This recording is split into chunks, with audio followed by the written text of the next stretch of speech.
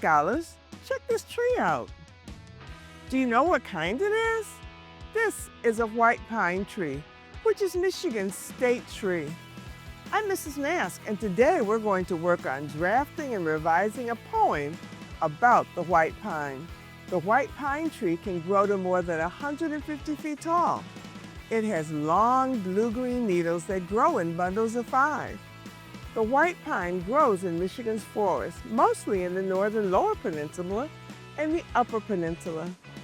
Because Michigan was the largest producer of lumber in the United States from around 1870 to 1900, using mainly white pine, it was officially named Michigan State Tree on March 4, 1955. White pine is still used a lot for building and is a favorite choice for Christmas trees. I use it at my house. Before we look over and read my drafted poem about the white pine, I just want to remind everyone that not all poems rhyme. Sometimes it's hard to get thoughts across if we need to include rhyming. So it's nice to have options like a free verse. A free verse is a type of poem that doesn't have to rhyme or follow any other rules. I chose a free verse for my poem to give myself more freedom to use the information I know about the white pine, and to write about it in a way that will get people who read it interested and excited without having to worry about rhyming words. So let's take a look and follow along as I read the draft I wrote.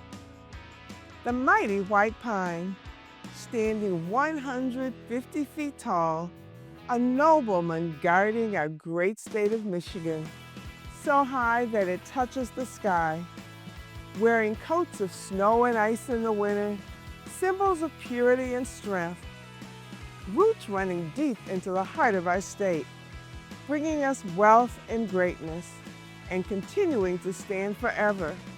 Marvels to behold as they stand guard in symmetrical lines like soldiers, providing us with handcrafted gifts, decked out in ornaments, provide pleasure each Christmas. What do you think of my draft? In my poem, I really want to describe the white pine so that it can be visualized or seen in the minds of people who read it. I think I did a pretty good job, but I also know it's important that as writers, we always consider ways to make our writing better. Word choice is very important in writing, especially when we want to create clear images in our readers' minds. So let's consider changing some words.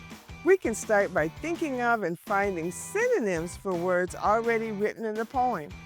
Synonyms are words that mean the same or almost the same as another word. I'm going to make a list of words or phrases I will plan to change while looking over my poem, along with some synonyms I might be able to use instead of what's already written in my poem. You can make a list too if you like. Standing. Soaring, that's a good choice. Touches the sky.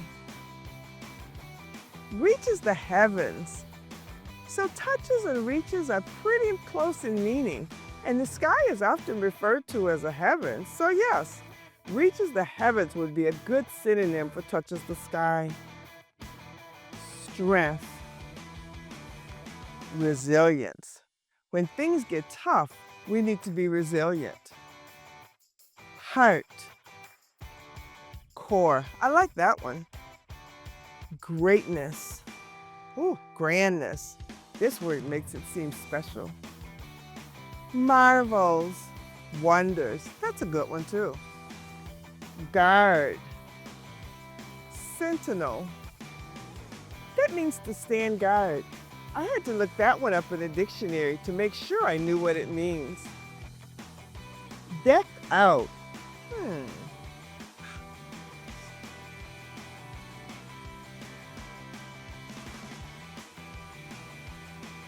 Oh, adorn.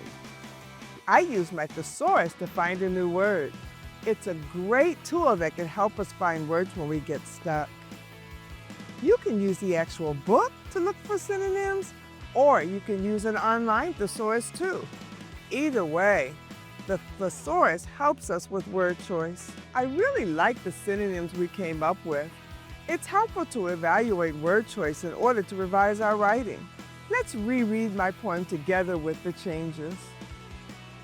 The mighty white pine, soaring 150 feet tall, a nobleman guarding our great state of Michigan, so high that it reaches the heavens, wearing coats of snow and ice in the winter, symbols of purity and resilience, roots running deep into the core of our state, bringing us wealth and grandness, and continuing to stand forever.